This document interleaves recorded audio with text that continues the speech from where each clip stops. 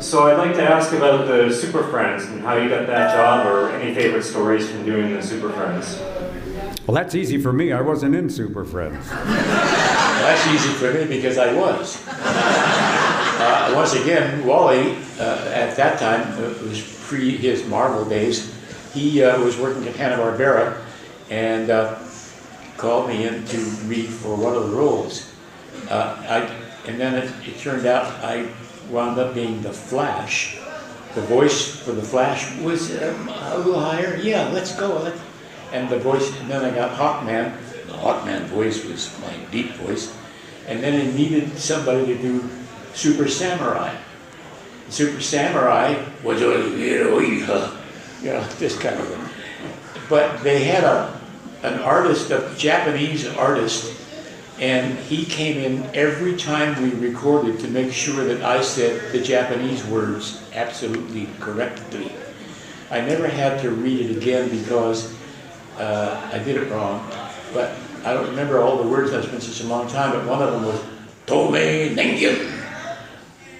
And then he would nod, but I did okay. We move on to the next one, and something about a haiku.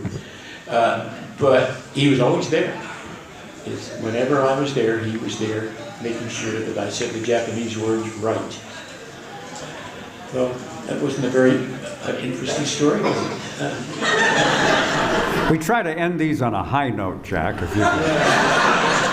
Well, I'll tell you, Jonathan Winters was Papa Smurf, Grandpapa Smurf, back in Hanna-Barbara. He later did Papa Smurf in the movies, but he was Grandpapa Smurf. And Jonathan, the process was we'd come in and sit around a table and for a table read to make sure everybody knew what they were supposed to say.